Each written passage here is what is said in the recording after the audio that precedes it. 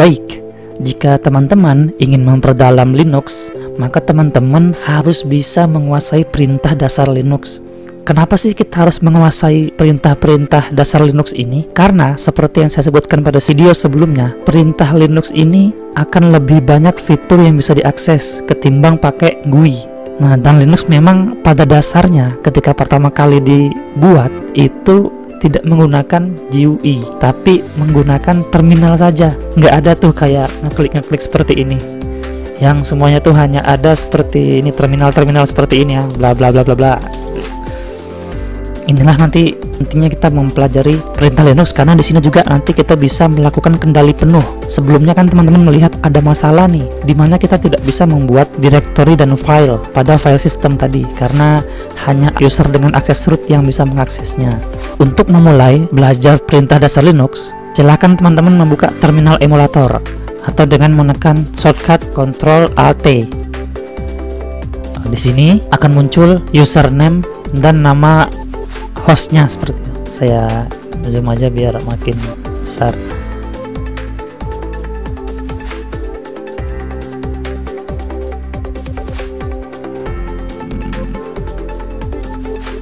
Oke. Kali nama user, kali ini juga bisa nama hostnya seperti itu ya. Kemudian di sini ada tanda dolar, yang artinya bahwa kalau terdolar itu kita menjalankan terminal ini sebagai user biasa, bukan user root. Jadi kalau di dalam Linux itu ada hak akses tertentu ya. Kalau ibaratnya sih ada dua user, ibaratkan bos sama pegawai di sebuah perusahaan, di mana pegawai ini hanya bertugas untuk membuat dokumen saja, tapi tidak bisa membuat tanda tangan untuk persetujuan dokumen. Tanda tangan ini hanya bisa dilakukan oleh si bosnya tadi. Namun, si bosnya ini punya hak akses untuk melakukan semuanya. Dia juga bisa buat dokumen, dia sekaligus tanda tangan juga, dia juga untuk manajemen yang lain-lain. Jadi, akses root ini dia bisa ngapain aja di dalam Linux. Sedangkan user biasa dengan privilege yang rendah itu bisa melakukan sesuatu yang diizinkan oleh root seperti itu. Jadi ada tupoksi-tupoksinya ya, gampangannya seperti itu.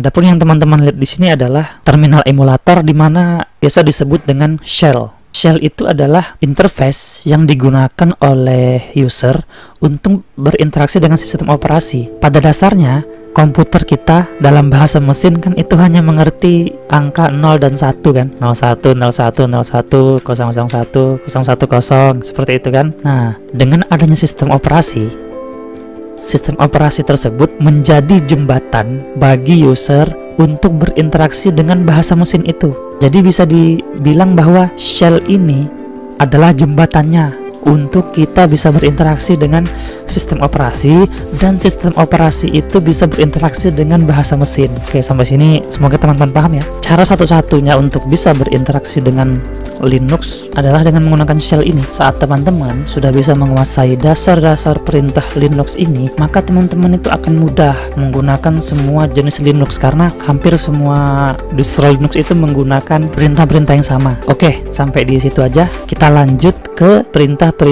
dasar Linux.